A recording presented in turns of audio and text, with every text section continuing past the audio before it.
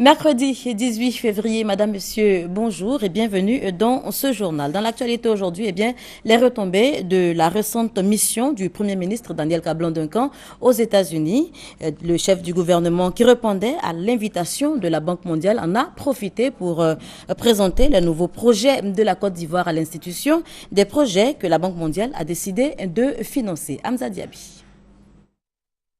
Daniel Kablan-Duncan à Washington, une occasion pour le Premier ministre de rencontrer les responsables des trois composantes du groupe de la Banque mondiale pour le renforcement de la coopération entre les différentes parties. Lors de la rencontre de Paris, dans le cadre du groupe consultatif en décembre 2012, il y a un engagement du groupe de la Banque mondiale de financer les opérations de la Côte d'Ivoire.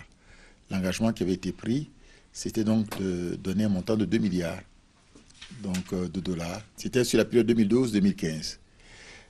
Nous sommes début 2015. Déjà, la SFI et MIGA ont atteint et dépassé même ces montants. Et ce qui apparaît de leur part, c'est qu'ils sont disponibles en fonction de la qualité des projets que nous aurons à financer d'autres projets. Ces rencontres donc pour leur dire merci pour cet appui important et surtout leur soumettre les nouveaux projets du pays. Le Premier ministre m'a fait part de la décision du gouvernement de créer une zone qui serait une genre de zone économique de développement autour des techniques d'information et de la communication et souhaiterait l'appui de la banque financière et également au niveau des connaissances que nous avons dans ce domaine. Le second point de notre discussion a été la question de la poursuite du programme de démobilisation et l'accélération de ce programme. Comment est-ce que la banque pourrait également soutenir les autorités à accélérer et à ce programme de finaliser ce programme. I look forward to visiting Abidjan. Je me réjouis à ma visite en Côte d'Ivoire pour mes discussions avec le secteur privé aussi et les ministres. Et nous voudrions bien soutenir des projets dans d'autres secteurs du pays, comme l'énergie, les infrastructures et l'agriculture. As well as agribusiness. Des rencontres en somme fructueuses pour la Côte d'Ivoire, une Côte d'Ivoire qui bouge et qui inspire confiance à tous égards. Vous le constatez donc, l'économie ivoirienne se porte de mieux en mieux. Une embellie constatée et saluée par le bureau régional de la Banque mondiale qui a présenté lors d'un atelier de dissémination son premier rapport sur la situation économique récente de la Côte d'Ivoire. Jean-Luc Bambou. Le boom économique que connaît la Côte d'Ivoire depuis la fin de la crise post-électorale est un modèle. Le bureau régional de la Banque mondiale s'est penché sur la question en se concentrant sur les facteurs de cette reprise économique. Cette embellie s'explique par une conjugaison de facteurs économiques et sociopolitiques qui ont permis à la Côte d'Ivoire, après une décennie de crises multiformes, de se consacrer désormais à l'effort de reconstruction et de développement. Selon le rapport, tous les secteurs d'activité ont contribué positivement à la reprise économique avec une plus forte contribution du secteur des services. Le ministre chargé de l'économie et des finances, Nialé Kaba, s'est réjoui de la publication de ce rapport qui devrait aider la Côte d'Ivoire à consolider ses acquis. C'est une question qui tient à cœur au président Ouattara, qui souhaite que tous les Ivoiriens, où qu'ils soient, sentent que la Côte d'Ivoire est en train d'aller à l'émergence pour tous les Ivoiriens et avec tous les Ivoiriens. Outre les personnalités du monde économique, le rapport a fait l'objet d'observations et de critiques de la part de dirigeants politiques. Après cet atelier de dissémination, la version finale du rapport intégrant ces observations devrait être publiée dans les prochains jours. 178 milliards de francs CFA, financement additionnel pour booster la compétitivité de la Côte d'Ivoire dans les secteurs de l'agriculture, de l'électricité, également de l'administration publique. C'est un geste de l'Union européenne. Les explications de Lanciné Bakayoko. L'administration publique, l'agriculture, l'énergie. Voici les principaux secteurs ciblés par le 11e Fonds européen de développement qui démarre en 2016. C'est vraiment le fruit d'un dialogue à la fois politique et technique avec le gouvernement ivoirien. La raison d'être du ciblage que nous faisons, c'est parce que l'État ivoirien a jugé que c'était des priorités. Le financement disponible pour les trois domaines est de 178 milliards francs CFA. Pour le renforcement de l'efficacité de l'État, l'appui budgétaire prévu est de 40 milliards. Cette somme permettra d'améliorer sensiblement les indicateurs sociaux, en particulier la qualité du service rendu aux citoyens. En ce qui concerne le secteur agricole, le montant alloué est également de 40 milliards. Ici, l'objectif est de sécuriser le foncier rural par une délimitation efficiente des terroirs villageois. Une attention particulière sera portée aussi à la promotion de la production périurbaine. Quant au secteur de l'énergie, ce sont près de 91 milliards qui y sont affectés. Ce fonds sera orienté vers la satisfaction des besoins en infrastructures électriques. Il s'agit là de rattraper le défaut d'investissement et de répondre à la forte croissance de la demande en énergie à moindre coût. Ce sont des priorités qui ont été exprimées par le gouvernement et nous pensons que effectivement ça permettra d'avoir donc l'impact recherché au niveau donc des projets de développement. Les fonds européens de développement sont mis en œuvre à travers de grands projets. Le 10e fonds européen de développement qui s'achève cette année s'élève à 261 milliards de francs CFA. Le gaspillage d'eau potable, le ministère des Infrastructures économiques, l'Office national de l'eau potable, ONEP, le programme d'urgence pour la restauration des services sociaux et administratifs engage la lutte.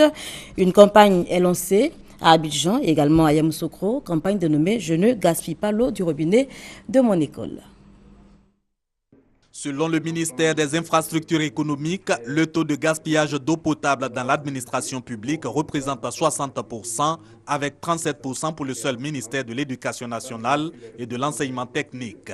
Face à cette situation à l'origine d'énormes dépenses publiques, l'État s'engage à tirer sur la sonnette d'alarme.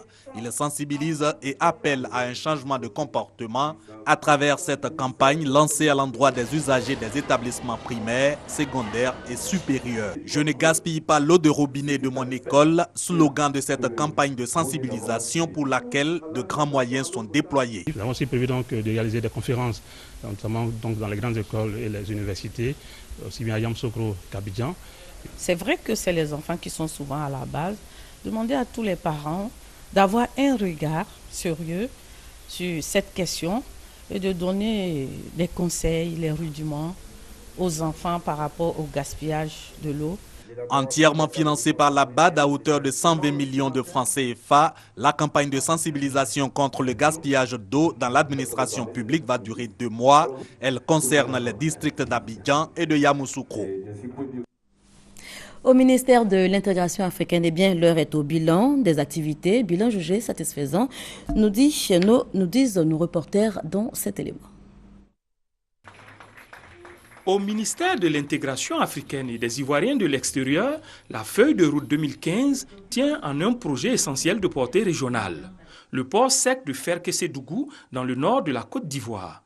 Le coût de ce port, d'une valeur de 300 milliards de francs CFA, est à la hauteur des vertus économiques du projet. Projet phare du gouvernement pour sa vision Émergence 2020. Il comprend la construction d'un terminal d'import et export, la réalisation d'un dépôt d'hydrocarbures et la construction d'un abattoir régional et des marchés à bétail. La réalisation du projet du port sec permettra de rapprocher immanquablement le port autonome d'Abidjan de ses partenaires de l'Interland. Le ministre Koulibaly indique que les études sont en finition et que les travaux pourraient démarrer cette année. Autour du projet gravitent une dizaine de projets secondaires communautaires. Le ministère n'oublie pas le second volet de sa mission, les Ivoiriens de l'extérieur. Ce qu'il nous faut réussir maintenant, c'est de doter cette communauté d'une représentation digne de ce nom. C'est pourquoi nous organiserons en mai prochain un forum à Abidjan pour mettre en place, avec les Ivoiriens de l'extérieur, une structure qui les représente convenablement. Un hommage a été rendu par le ministère au président Ouattara qui donne un nouveau visage aux relations internationales de la Côte d'Ivoire, l'éco-diplomatie. Voilà, c'est un reportage signé Adama Kone. Le cancer, véritable problème de santé publique ici en Côte d'Ivoire, mais également dans la sous-région. En Afrique subsaharienne, eh bien, seulement 16 à 20% de personnes touchées s'en sortent. Il est donc possible de guérir du cancer pourvu que le mal soit vite détecté. Eh bien, le réseau africain des registres du cancer a tenu récemment sa 3e réunion. C'était ici même à Abidjan. L'offensive, toujours à l'ordre du jour. Ami Koulibaly. C'est une maladie génétique grave, c'est-à-dire ça touche à notre patrimoine intime dans le corps et à la particularité, dès qu'il a commencé quelque part, il peut s'étendre dans tout l'organisme. Le cancer reste la première cause de mortalité dans le monde.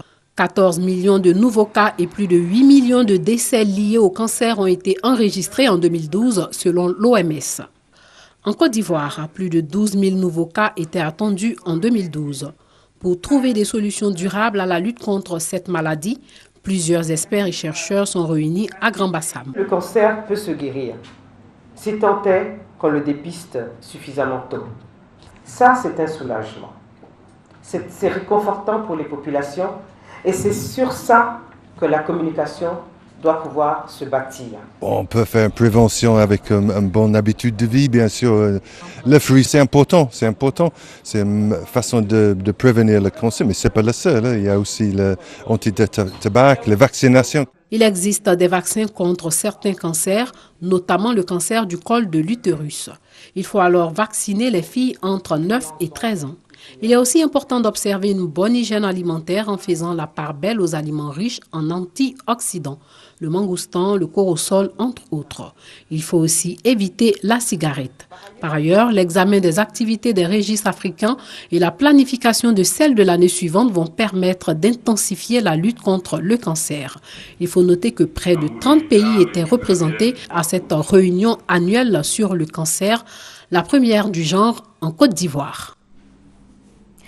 Convertissez-vous et croyez en la bonne nouvelle. Les chrétiens catholiques de toutes les paroisses vont se l'entendre dire aujourd'hui, mercredi, lorsqu'ils recevront donc les cendres sur leur front. Aujourd'hui, mercredi 18 février 2015, mercredi des cendres, l'événement annonce le carême chrétien, temps de partage, de pénitence et de prière. Notez que la période va s'étendre jusqu'au 5 avril prochain. Ce sera le dimanche de Pâques. Mais avant, célébration du Mardi Gras, au centre de la protection de la petite enfance, c'est à Cocody. On en parle avec Franck Quadio. Mardi Gras, période festive avant le carême chrétien. Occasion pour les tout-petits de rivaliser de déguisements copiés des standards européens. Mais cette fois, le modèle est bien local. Cours de l'INSAC, ces petits pensionnaires du centre pilote pour la protection de la petite enfance de Cocody s'apprêtent à arpenter les rues de la commune. L'objectif est de représenter les réalités vestimentaires et l'identité des peuples de Côte d'Ivoire.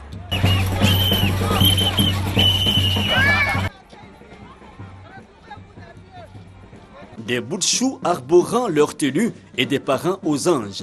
C'est une très bonne chose de pérenniser la culture ivoirienne, c'est une très bonne chose. Pour la responsable du CPPE pilote de Cocody, l'action n'est pas anodine.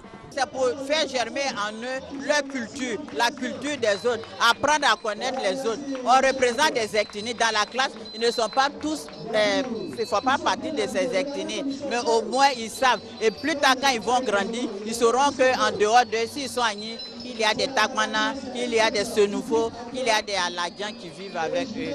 L'initiative est bien appréciée, les enfants disent avoir beaucoup appris. Tableau royal Nzima, les Senoufo, les Dida et bien d'autres peuples représentés. Un événement coloré avant la reprise des cours le lundi prochain. Boko Haram continue ses attaques au Nigeria. Au moins 40 personnes en ont fait les frais ces dernières 48 heures. Au Nigeria, la population dénonce les agissements de la secte islamiste. Et notez également qu'aux États-Unis, 60 pays vont se réunir aujourd'hui même pour donc évoquer les stratégies de lutte contre les attaques terroristes. C'est ici que prend fin ce journal. Merci de nous avoir suivis.